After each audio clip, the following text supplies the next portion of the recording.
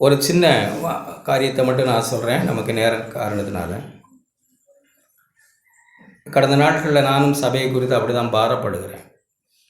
தேவன் நம்மை வாசித்தோம். நாம் லேவியர் 26:13 தேவன் நம்மை எகிப்துக்கு அடிமைத்தனத்திலிருந்து நம்மை மீட்டு நம்மை நிமிர்ந்து நடக்க பண்ணினாங்க. இந்த கிறிஸ்தவ வாழ்க்கை விசுவாச வாழ்வு. கிறிஸ்தவ வாழ்க்கை விசுவாச வாழ்வு. ஒரு மதம் கிரியினால் நீதிமானாகிறதை பேசுகிறது. கிறிஸ்தவ வாழ்க்கை விசுவாசத்தினால நீதிமானாகிறதை பேசுகிறது. எல்லா மதமும் நீங்கள் யோசித்தீங்கன்னா ஏதாவது ஒரு காரியங்களை செய்து தங்கள் நீதிமான், ஒரு காரியங்களை செய்து செய்து தேவனை சந்தோஷப்படுத்த, அவங்க கடவுளை சந்தோஷப்படுத்தணும், எதையாவது ஒன்று செய்யணும், உருளனும் பெறலனும். ஆனால் கிறிஸ்தவ வாழ்வு விசுவாசத்தினால் வாழுகிற வாழ்வை குறித்து பேசுகிறது தான் தனித்துவமான கிறிஸ்தவ வாழ்வு. கிறிஸ்து கொண்டு வந்த வாழ்வு விசுவாசத்தினால், ஆதியிலிருந்தே அதே தான். நமக்கு ஒரு காங்கிரீட்டான, இந்த வருஷத்தில் நான் போன வாரம் சொன்ன மாதிரி, நமக்கு நம்ம பாவம் மன்னிக்கப்பட்டுருச்சுன்னு ஒரு ஆழமாக நிச்சயம் இருக்கணும். அது மட்டும் போதாது, ஃபர்தராக அடுத்து நம்ம ஒரு ஸ்டெப் எடுக்கணும். கிறிஸ்தவ வாழ்க்கை ரட்சிக்கப்பட்டேன் சொல்லுங்கள், ரட்சிக்கப்பட்டேன், ரட்சிக்கப்படுகிறேன், ரட்சிக்கப்படுவேன்னு தான். ரட்சிக்கப்பட்டேன், ஆக்கினை தீர்ப்பிலிருந்து விடுதலை ஆகிட்டேன். எனக்கு ஆக்கினை தீர்ப்பு இல்லை. ஆண்டவர் என்னுடைய பாவங்களுக்காய் மரித்து அடக்கம் பண்ணப்பட்டு உயிரோடு எழுந்தார்னு மனதார நான் விசுவாசித்த போது விசுவாசத்தினாலே நான் நீதிமானானேன். ரோமர் 5:1. தேவனோடு நான் சமாதானம் பெற்றேன் 5:2. இரக்கம் பெற்றேன் நான் 5:2. இப்படி தேவன் தன்னை என்னோட கூட ஆக்கி கொண்டார், என்னை மன்னிச்சிட்டார். எனக்கு ஆக்கினை தீர்ப்பு இல்லை. போ, நான் உன்னை ஆக்கினிக்குள்ளாய் தீர்க்கிறதில்லை. இப்போ என்ன நடக்க எனக்கு அப்படின்னா, நான் ரட்சிக்கப்படுகிறேன். இப்போ என்ன செய்கிறேன்? நான் அறியாத, நான் பார்க்காத எத்தனையோ காரியங்களை பரிசுத்த ஆவியானவர் கிறிஸ்துவை போல இல்லாத விஷயங்களை எனக்கு காண்பிக்கிறார். கடந்த காலம் அவர் கிழக்குக்கு மேற்குக்கு எவ்வளவு தூரமோ அவ்வளவு தூரம், முதுகுக்கு பின்னாடி கடலின் ஆழத்தில்தான் எழுதியிருக்கு வேதத்தில். கடலின் ஆழத்தில் போட்டுட்டார், முதுகுக்கு பின்னாடி போட்டுட்டார். கிழக்குக்கு மேற்குக்கும் எவ்வளவு தூரமோ அவ்வளவு தூரம் அவர் நம்முடைய பாவங்களை எரிந்து விட்டார். நான் அதை நினைக்கிறதில்லைன்னு சொன்னாங்க. எபிரேயர் 8:10 எழுதியிருக்கு. 8ஆம் அதிகாரம் 10ஆம் அதிகாரத்திலாம் நம்முடைய பாவங்கள் நமக்கு மன்னிக்கப்பட்டுடுது. எனக்கு ஆக்கினை தீர்ப்பு இல்லை. தலை நிமிர்ந்து அப்படி நிற்கணும். நம்முடைய தலைகளை காலூன்றி நிற்க வச்சாங்க ஆண்டவர். குனிந்து அப்படியே நுகத்தடி இருந்து, சில மாடுகள்லாம் நீங்கள் பார்த்துருக்கீங்களா, நுகத்தடியே ரத்தம் ஊற்றும் பார்த்துருக்கேன் நான். இழுத்து நம்முடைய வாழ்க்கையில் பல சட்டத்திட்டங்கள், நியாயப்பிரமாண சட்டத்திட்டங்கள், மனுஷருடைய கற்பனைகள், தொடாதே, ருசி பாராதே, அதை செய்யாதே, இதை செய்யாதே, எத்தனையோ மத வழிபாடுகளுக்கு பின்னாடி கிடந்து அந்த நுகம் நம்மை அழுத்தி அழுத்தி அழுத்தி நிமிர்ந்து நடக்க முடியாமல் குறுகி போயிருந்த நம்மை தேவன் நுகத்தடியை முறித்து நம்மை நிமிர்ந்து நடக்க பண்ணின ஆண்டவர் நம்முடைய பாவங்களை மன்னித்தார். நிமிர்ந்து நில், அவ்வளோதான். ஆண்டவர் என் பாவங்களை மன்னிச்சிட்டார். நான் நிமிர்ந்து அவரை நான் பார்க்கிறேன். என் ஆண்டவர் என் பாவங்களை மன்னித்தார். என்ன என் ஆனந்தம், என்ன என் ஆனந்தம். மன்னன் கிறிஸ்து என் பாவங்களை மன்னிச்சிட்டாரே. ரைட். அடுத்து, பாவங்களை மன்னித்த ஒருவர் என்னவா ஆகிறார்? தேவனுக்கு அடிமை. ரோமருக்கு எழுதின நிருபம். இப்படி நம்ம ஒரு கான்கிரீட்டான ஒரு விஷயங்கள் இருக்கணுங்க. 6ஆம் அதிகாரம் இப்போதுன்னு எழுதிருக்கு. சிலருக்கு சும்மா இப்போ 20 பேர் புரிஞ்சாலே பெரிய விஷயம்தான். நமக்கு நம்ம ஒன்றும் பெருசால அதில் யோசிக்க முடியாது. இதெல்லாம் தேவனே கொடுக்குற வெளிப்பாடு தான். அது இப்பொழுது சில விஷயங்கள் 21 இப்பொழுது சில விஷயங்கள் நமக்கு வெக்கமாக இருக்குதா? இப்போ வெக்கமாக இருக்குல்ல, அது எப்போ செஞ்சது? முன்னாடி செஞ்சது. முன்னாடி நாம் நடந்து கொண்ட அந்த வெக்கமான பாவங்களை இப்போ நினைக்கிறதுனால அவைகள்னால உங்களுக்கு என்ன பலன்? ஒரு பலனும் இல்லை. அவைகள் முடிவு மரணம் தானே இருந்தது. அப்படிப்பட்ட பாவத்துக்கு, வெக்க கெட்ட பாவத்துக்கு அடிமைகளாக இருந்த என்னை தேவன் பாவத்தை மன்னித்து என்னை விடுதலை ஆக்கிட்டார். இப்போ நான் தேவனுக்கு அடிமை. அடுத்த வசனம் சொல்லுது, இப்பொழுது பாவத்திலிருந்து விடுதலையாக்கப்பட்டு தேவனுக்கு நான் அடிமை. ஆமென். ஏற்கனவே யாருக்கு அடிமையாக இருந்தோம்? பாவம்ங்கிற எஜமானுக்கு. அடிமைன்னா என்ன? விரும்பினானோ விரும்பலையோ எஜமான் என்ன சொல்கிறாரோ அதை தான் செய்யணும். அதுதான் அடிமைத்தனம். நம்ம பாவத்துக்கு அடிமையாக இருந்த காலத்தில், பிசாசுக்கு அடிமையாக இருந்த காலத்தில் நாம் விரும்புகிறோமோ விரும்புகிறையோ என்ன சொன்னோமோ அதைத்தான் செய்தோம். கோவப்படணுமா, பகைக்கணுமா, வெறுக்கணுமா, உபசாரமா, குடியா, வெறியா, பகையா, சண்டையா, திருட்டா, பொய்யா, நாம் பாட்டில் செஞ்சுக்கிட்டு தான் இருந்தோம். எஜமான் பாவத்துக்கு அந்த எஜமானுக்கு அடிமை. இப்போ அதிலிருந்து விடுதலையாகி இப்போ யாருக்கு அடிமையாக இருக்கிறோம்? தேவனுக்கு நாம் அடிமையாக இருக்கிறோம். இப்போ நான் விரும்பினாலும் விரும்பாட்டிலும் இப்போ யார் சொன்னதை செய்ய போகிறேன்? இப்போ அடிமையாக இருக்குமா இல்லையா? யாருக்கு அடிமை? இப்போ நான் தேவனுக்கு அடிமை, அவருக்கு அடிமை. அவர் சொல்கிறத இப்போ நான் செய்ய வந்திருக்கிறேன். இதான் கிறிஸ்தவ வாழ்க்கை. ஆழமாக அப்படி நம்ம விசுவாசிக்கணும். இப்போ நான் தேவனுக்கு அடிமை. பாவத்துக்கு அடிமையாக இருந்த நான் இப்போ தேவனுக்கு அடிமையாக இருக்கிறேன். இப்போ தேவனுக்கு அடிமையாக இருக்கிறதுனால என்ன எழுதியிருக்கு பாருங்கள். அடிமையானதுனால் பரிசுத்தமாகுதல் உங்களுக்கு கிடைக்கும் பலன். என் கிறிஸ்தவ வாழ்க்கையில் இப்போ என்ன நடந்துக்கிட்டு இருக்கு? ரட்சிக்கப்பட்டேனா? பல குழப்பங்கள் இருக்கும். இன்னும் கடந்த காலங்களை பிசாசு எதையாவது சொல்கிறத கேட்டு குறுகி உட்காடுறோம். கடந்த காலங்களை பிசாசு சொல்கிறானா சொல்லலையா? கடந்த கால தோல்விகள், குற்றங்கள், செய்த பாவங்கள், தில்லுமுள்ளு, நம்ம ஆழமாய் மனம் திரும்பி மன்னிப்பு கேட்டிருந்தால் அவைகளை ஆண்டவருக்கு நினச்சே பார்க்கறது இல்லை. ஆனால் நம்மளை குற்றஞ்சாட்டுகிறவன் யார்? பிசாசு. அப்படித்தானே வெளிப்படுத்தல் 12 எழுதியிருக்கு. இரவும் பகலும் நம்முடைய சகோதரனை குற்றஞ்சாட்டுகிறவன் ஒருவன் இருக்கிறான். அதை எப்படி ஜெயிக்க போகிறோம்? குற்றஞ்சாட்டுறானா இல்லையா? எல்லாரையும் குற்றஞ்சாட்டுவான். அதான் வேலை. இரவும் பகலும் பிசாசினால் குற்றஞ்சாட்டப்படாத ஒரு மனுஷன் இந்த பூமியில் இல்லை. யாரை குற்றம் சாட்டினான்? பவுலை. யாருக்கு சந்தேகத்தை உண்டு பண்ணினான்? இயேசுவுக்கு. நீ தேவனுடைய குமாரனானால். பவுலை பார்த்து பவுலுக்கும் குற்றம் சாட்டினான் கூடயே இருந்து. அது மனுஷனோ பிசாசோ 2 பேராக கூட இருந்துக்கலாம் பவுலோட கூட. அந்த குற்றச்சாட்டை எப்படி ஜெயிச்சாங்க? ஆட்டுக்குட்டியினுடைய இரத்தம். தைரியமாக இருக்கணும், போல்டா. குற்றச்சாட்டு பிசாசு கொண்டு வருது மனசில். ஆண்டவருடைய இரத்தம் என் சகல பாவங்களை கழுவி என்னை சுத்திகரித்திருக்கிறது, நான் மீட்கப்பட்டவன், நான் ரட்சிக்கப்பட்டவன், போய் பிசாசேன்னு சொல்லணும். மனுஷர்கள் நம்மளை குற்றப்படுத்தாலும் அசட்டை பண்ணிடணும். அப்படிதான் நம்ம எதிர்க்கணும் பிசாசையும் மனுஷரையும். அதே ரோமர் 8ஆம் அதிகாரத்தை திரிப்பார்.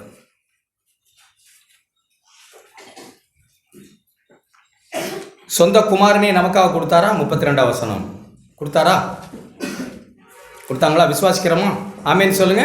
சொந்த குமாரனை எனக்காக கொடுத்தார். மற்ற இந்த பரிசுத்தமாய் வாழுகிறதுக்கான எல்லா கிருபையும் பலனையும் தேவன் நமக்கு தரமாட்டாரா? தருவார். அதான் விசுவாசம். அடுத்த வசனம். தேவன் தெரிந்து கொண்டவர் மேல் குற்றம் சாட்டுகிறவன் யார்? தேவன் தெரிந்து கொண்டது யார சொல்லுங்க. அப்படி யாரை தெரிந்து கொண்டாங்க? என்னை. தேவன் என்னை தெரிந்து கொண்டிருக்கிறார். மேல் எழுதியிருக்கு. அவருடைய தீர்மானத்தின்படி 28ஆம் வசனம். அவருக்கு ஒரு தீர்மானம் இருக்கு. என்னை தீர்மானத்தின்படி தெரிந்து அவர் ஒரு தீர்மானம் வைத்திருக்கார். அந்த தீர்மானம் என்ன? சும்மா ஏனோதானோன்னு அலையணும் இல்லை. அவருடைய குமாரனுடைய சாயலாக நான் மாறணுங்கிறது அவருடைய தீர்மானம். அந்த தீர்மானத்துக்கு தான் என்னை அழைச்சிருக்கிறார். தீர்மானத்தின்படி அழைக்கப்பட்டவர்களாகிய தேவனிடத்தில் அன்புகளுக்கு சகலமும் நன்மைக்கு ஏதுவாக தான் நடக்குது. தேவன் தெரிந்து கொண்டவர்கள் மேல் குற்றஞ்சாட்டுகிறவன் யார்? யாருமே இருக்கும் கூடாது. நாம் தேவன் தெரிந்து கொண்டவர்களா? தேவன் நம்முடைய பாவங்களை மன்னிச்சிருக்கிறாரா? சிலுவையிலே பாவங்களை ஒப்பு கொடுத்திருக்கிறாரா? எனக்காக மரித்து அடக்கம் பண்ணப்பட்டு உயிரோடு எழுந்திருக்கிறாரா? நான் ஆழமாய் விசுவாசித்த நான் மனம் திரும்புகிறவனாக இருந்தா என்னை குற்றஞ்சாட்டுகிறவன் யார்? அடுத்த வசனம். என்னை ஆக்கினைக்குள்ளாய் தீர்க்கிறவன் யார்? கிறிஸ்துவே எனக்காக மரித்து எனக்காக எழுந்திருக்கிறார். என்னை ஆக்கினைக்குள்ளாய் தீர்க்க யாருக்கு சக்தி இருக்கு? எந்த பிசாசு என்னை குற்றப்படுத்த முடியும்? எந்த பிசாசு என்னை நரகத்துக்கு தான் சொல்ல முடியும்? முடியாது. ஏன் குற்றஞ்சாட்டுகிறான்? சாத்தானுக்கு பேர் 2 பேர். ஒன்று பொய்யன், ஒன்று குற்றஞ்சாட்டுகிறவன். பொய்யன் என்ன? அவன் பொய்யன் என்ன சொல்கிறான்? மன்னிக்கப்பட்ட விஷயங்களை திரும்ப திரும்ப பொய் சொல்லி மன்னிக்கப்படலைன்னு சொல்லிக்கிட்டே இருக்கான். குற்றம் எப்படி சாட்டுறான்? தவறு நம்மகிட்ட இருக்கு, அட்மிட் பண்ணுங்க, அதை ஒத்துக்கணும். தவறுகிறோமா? இப்போ நான் நடிக்கக்கூடாது. கிறிஸ்தவ வாழ்க்கை ரொம்ப யதார்த்தமான வாழ்க்கை. நம்முடைய பாவங்கள் மன்னிக்கப்பட்டுடுது. இப்போவும் நம்ம மாம்சத்தில் தான் இருக்கிறோம். நம்மிடத்தில் எதுவுமே இன்னும் போகல. நேற்றுக்கு நான் பேசிக்கிட்டு இருந்தேன் ஒரு சகோதரனோட. எனக்கு அப்படி தோணுச்சு, நீங்கள் எப்படினாலும் புரிஞ்சுங்க. இப்போ நாம் ரட்சிக்கப்பட்டோம், நம்ம மனம் திரும்பணும், ஞானஸ்நானம் எடுத்தோம், கோபம் போயிடுச்சு, பாலி இச்சை போயிடுச்சு, பண இச்சை போயிடுச்சு, என்னென்ன பாவம்னு சொல்கிறீங்களோ எல்லா பாவமும் அப்பமே நம்மளை விட்டு போயிடுச்சு அப்படின்னு வச்சுக்கோங்க. எந்த பாவமும் எனக்கு அடுத்த சோதனைகள் எல்லாம் என்னை விட்டு போயிடுச்சு அப்படின்னா அடுத்து பைபிள் படிக்கணுமா? அடுத்து ஜெபிக்கணுமா? தேவனை தேடணுமா? இல்லை இல்லை, வேண்டியில்லை. இல்லை தான் போயிடுச்சா? கோபமே பட்டதில்லை. அப்படி யாராவது ஒரு ஆள் காட்டுறீங்களா? ரட்சிக்கப்பட்ட பிறகு கோபமே படாதவங்க பித்தலாட்டம் பண்ணக்கூடாதுண்ணா. ரட்சிக்கப்பட்ட பிறகு நான் ஒரு தடவை கூட மனக்கசப்பாக யார் மேலும் இருந்தது இல்லைன்னு சொல்லுங்க. அப்படி நேர்மையாக இருக்கணும். திரும்ப சோதிக்கப்பட்டோமா? விழுந்தோமா? என்னதான் நடந்தது? அப்போ உன்னை மன்னிச்சிட்டேன்ல, நீ விழுந்துட்டில்ல, நீ மன்னிச்சதெல்லாம் நான் திரும்ப எடுத்துக்கிறேன்னு எடுத்துக்கிட்டாங்களா ஆண்டவர்? இல்லையா? ஆமாவா? இல்லை இல்லை, அவர் மன்னிச்சதா? ஆமாம். அப்படியே நம்ம ஆக்கினுக்குள்ளாய் நாம் தீர்க்கணும். இங்கே எழுதியிருக்குல்ல, நம்ம ஏன் நாம் ஆக்கினுக்குள்ளாய் தீர்க்கணும்? கிறிஸ்துவே எனக்காக மரித்தவர், அவரே எழுந்திருக்கிறார், தேவனுடைய வலது பார்சத்தில் இருக்கிற எனக்காக இப்போதும் வேண்டுதல் செய்கிறார். ஏன் வேண்டுதல் செய்கிறார்? ஏன் வேண்டுதல் செய்யணும்? நான் தவறுகிறவன் அவருக்கு தெரிஞ்சு நான் என் தவறைத்தான் சொல்லுகிறார். ஆம் பிதாவே, இவன் ரட்சிக்கப்பட்டவன், மனம் திரும்பும் என் பிள்ளை, இவன் தவறிட்டான். குற்றஞ்சாட்டுகிறவன் போய் குற்றஞ்சாட்டுறானே தேவனிடத்தில் போய் பொய்யா சொல்கிறான். நம்மளை பற்றி குற்றஞ்சாட்டுகிறானே பொய்யா சொல்கிறான். பொய் சொல்ல முடியுமா அவன் தேவனிடத்தில்? முடியாது. எத்தனையோ வருஷங்களாக கேட்டிருக்கோம், அப்படியே குறுகி இருக்கிறோம். பொய் சொல்கிறானா உண்மை சொல்கிறானா? ஆண்டவர் என்ன சொல்கிறாரு? இல்லை இல்லை இல்லை, நான் அவன் மன்னிச்சதெல்லாம் நான் அப்போவே அவன்கிட்ட நான் வித்ரா பண்ணிட்டேன், எடுத்துட்டேன். இப்போ அவனை உனக்கு மன்னிக்கலைன்னு நான் சொல்லிட்டு வந்துட்டேன், அப்படி தான் சொல்கிறாரா? இல்லை, இப்போ அவன் நமக்காக பிதாவினிடத்தில் பரிந்து பேசுகிறான். ஆமாம், அவன் மாம்சத்திற்கு, அவன் பலவீனன் மனுஷன், அவனை பரிசுத்தமாக்கவும், அவனை நிமிர்ந்து நிற்கவும், அவனை நித்தியத்தில் கொண்டு போய் சேர்க்கவும் தான் அதற்காக என்னை நான் ஒப்பு கொடுத்துருக்கிறேன். அப்படிப்பட்ட ஒரு தெய்வம் நமக்காக வழக்காடுகிற அட்வொகேட் இன்னைக்கு இருக்கிறாங்க. நம்ம நிமிர்ந்து நிற்கணும். நிமிர்ந்து நின்று பிசாசையும் மனுஷர்களையும் நாம் தள்ளி நமக்காய் பரிந்து பேசுகிறதை விசுவாசித்து பரிசுத்த ஆவியானவர் நமக்கு இயேசுவை காண்பிக்கும் போது அந்த பரிசுத்தத்தை நாம் பரிசுத்த ஆவியினாலே பலனடைந்து அந்த பரிசுத்தமாய் வாழுகிறதற்கு பரிசுத்தமாகுதல் எனக்கு கிடைக்கிற பலன். நான் பரிசுத்தத்தை நோக்கி ஓடுகிறேன். யார் நம்மை பரிசுத்தப்படுத்துகிறா? நம்ம பிள்ளைகள்லாம் சொன்னதை கேட்டால் யார் பரிசுத்தப்படுத்துகிறா? பரிசுத்த ஆவியானவர். அருமையாக வேதம் சொல்லுது. 1 பேதுரு 1 அதிகாரம்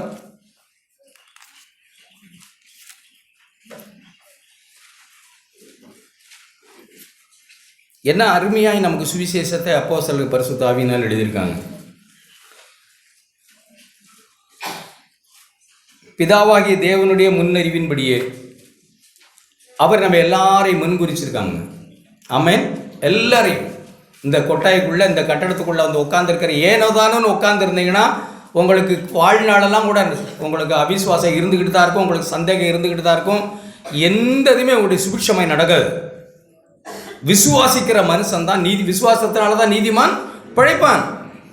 யார் தேவனால் நீதிமானாக்கப்பட்டாங்களோ அவங்க விசுவாசத்தினால தான் நீதியிலே பிழைப்பாங்க.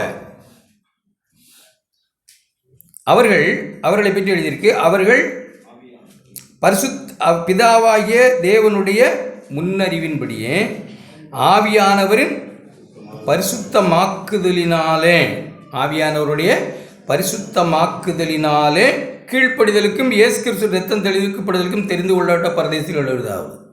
அப்போ ஆவியானவரின் பரிசுத்தம், ஆவியானவர் நமக்குள்ளே இருந்து ஒரு காரியம் இப்படி நீங்கள் படிச்சீங்கன்னா தெரியும், ஏற்கனவே சொல்லியிருக்கோம். எபேசியர் புஸ்தகத்தில் 1 அதிகாரத்திலிருந்து 3 அதிகாரம் 15 வசனம் வரைக்கும் நீங்கள் வாசித்தீங்கன்னா கிறிஸ்துவுக்குள்னு 9 முறையோ 8 முறையோ வரும்.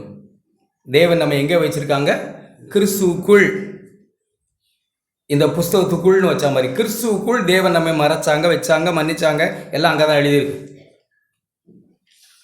நம்மை கிறிஸ்துவுக்குள் வைத்தாங்க. 16 வசனம் 3:16 நீங்கள் அப்படியே வாசித்து போனீங்கன்னா, வீட்டில் போய் வாசிங்க, நேரம் இல்லை. கிறிஸ்து நமக்குள்ளுன்னு ஆரம்பிக்கும். ஒரே ஒரு வசனம் மட்டும் உங்களுக்கு வாசித்து காட்டுறேன். அது எப்படி எழுதியிருக்கு? எபேசியர் 3:20 நினைக்கிறேன், வாசிங்க ஒருத்தர்.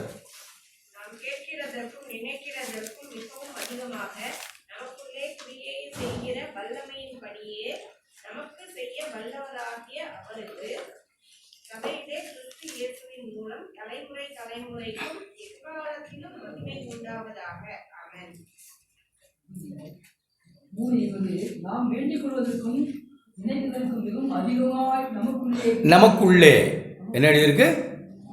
நமக்குள்ளே. நாம் அவருக்குள்ளே இருந்தோம், இப்போ அவர் நமக்குள்ளே. என்னைக்கு அவர் நமக்குள்ளே வருகிறாரோ அன்னைக்கு நம்முடைய வாழ்க்கையில் பரிசுத்தம் ஆரம்பிக்குது. அவருக்குள் நாம் எப்போ வந்தோமோ அப்போ நம்முடைய வாழ்க்கை, பழைய வாழ்க்கையெல்லாம் ஒழிஞ்சுது. அங்கே தான் எழுதியிருக்கு எபேசியர் 1 நம்முடைய பாவம் மன்னிக்கப்பட்டதெல்லாம். இப்போ அவர் நமக்குள்ளே வந்து விட்டால், தேவன், பரிசுத்த ஆவியான தேவன், கிறிஸ்துவின் ஆவி, பரிசுத்த ஆவி தான் கிறிஸ்துவின் ஆவி, அவர் நமக்குள்ளே வந்து விட்டால் பரிசுத்தம் நம்முடைய வாழ்க்கையில் ஆரம்பிக்குது. பழைய வாழ்க்கை ஒழிஞ்சது, அவர் நமக்குள்ளே வருகிறார், பரிசுத்த வாழ்க்கை இப்போ நம்ம தொடங்க ஆரம்பிக்குது. பரிசுத்தமாகுகிறோம். கிறிஸ்துவை போல நாம் நடக்க தேவன் நம்மை பரிசுத்த ஆவியினாலே பழக்குவிக்கிறார், நடத்துகிறார். நாம் யோவான் 16ஆம் அதிகாரத்தில் வாசித்த மாதிரி, அவர் என்னுடையதிலிருந்து எடுத்து உங்களுக்கு அறிவிப்பதனாலே என்னை மகிமைப்படுத்தார். பரிசுத்த ஆவியானவர் எப்பவும் நாம் அப்படி இருக்கணும். பரிசுத்த ஆவியானவரே கிறிஸ்துவை எனக்கு காண்பியும், கிறிஸ்து வாழ்ந்த வாழ்க்கையை எனக்கு காண்பியும். அப்போ பரிசுத்த ஆவியானவர் நமக்கு யாரை காட்டுறார்? மனுஷன் இல்லை. இந்த மனுஷனை பார்க்குற வேலையெல்லாம் விட்டுடணும். கடைசியாக போய் முட்டில் தான் முடியும். முதல்ல தேவனை பார்க்கப்படணும், கிறிஸ்துவை பார்க்கப்படணும். கிறிஸ்துவை தான் நோக்கி, எபிரேயர் புஸ்தகம் 3 இடத்துல எழுதியிருக்கு. கிறிஸ்துவை நினைத்து, கிறிஸ்துவை நோக்கி. என்ன எழுதியிருக்கு வசனம்? 3ஆம் அதிகாரம். நாம் அறிக்கை பண்ணுகிற அப்போஸ்தலரும் பிரதான ஆசாரியருமாய் இருக்கிற இயேசுவை கவனித்து, நோக்கி, நினைத்து. இயேசுவையே சதா நினைக்கணும். இதெல்லாம் யார் தான் செய்கிறது? நமக்கு பரிசுத்த ஆவியானவர் தான் இயேசுவை நமக்கு காண்பிக்கிறார், நினைப்பூட்டுகிறார். இப்போ பரிசுத்த ஆவியானவர் இயேசுவை போல இல்லாத நம்முடைய மனோபாவங்களை காட்டும்போது நாம் என்ன சொல்கிறோம்? கலாத்தியர் புஸ்தகம் 3ஆம் அதிகாரம் 3ஆம் அதிகாரம் நாம் என்ன சொல்கிறோம்? அவர் நம்மை காண்பிக்கும்போது, தேவனுக்கு வென்று பிழைக்கும்படி நாம் வந்தவர்கள், ஞான ஸ்நானம் பெற்றவர்கள். இப்போ நாம் என்ன சொல்கிறோம்? 19ஆம் வசனம். நான் இடித்து போட்டதே திரும்ப கட்டிக்கிட்டு இல்லை. நான் சொன்ன மாதிரி களை எடுத்துக்கிட்டே இல்லை. களை எடுத்துக்கிட்டே இருந்து என்னைக்கு பயிர் செய்து, என்னைக்கு அறுத்து, என்னைக்கு பலன் உண்டாகிறது? களை எடுத்துக்கிட்டே இல்லை. எப்போ பார்த்தாலும் குற்ற மனசாட்சி, அப்புறம் எழுந்து, அப்புறம் குற்ற மனசாட்சி, எப்போ புரியவா? இல்லை, அதெல்லாம் செட்டில்டு விஷயம். அது மன்னிக்கப்பட்டாயிட்டு, அது கடலின் ஆழத்தில் போட்டாயிற்று, அது முதுகுக்கு பின்னே போட்டாயிற்று. அவர் நினைக்கலன்னு சொல்லிட்டார். நான் நினைக்காம இப்போ என்ன செய்யணும் அப்படின்னா, நான் தேவனுக்கென்று பிழைக்கணும்னு சொன்னால் 19ஆம் வசனம், தேவனுக்கென்று பிழைக்க வந்த நான்.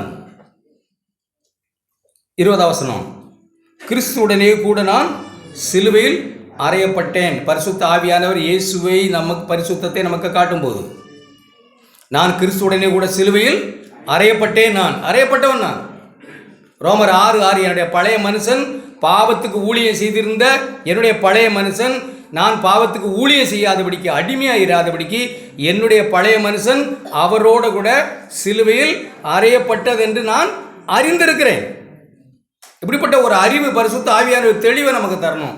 என் பழைய மனுஷனை தேவன் சிலுவையில் அரைஞ்சு கொண்டுட்டார், விசுவாசிக்கணும். நம்ம யாரும் பார்க்கல, வேதம் அப்படி சொல்லுது. ஆமாம், என் பழைய மனுஷன் அவரோடு கூட சிலுவையில் அறையப்பட்டு ஆயிடுச்சு. நான் கிறிஸ்துவுடனே கூட சிலுவையில் அறையப்பட்டவன் ஆயின நான் பிழைத்திருக்கிறேன். இப்போ நான் இல்லை.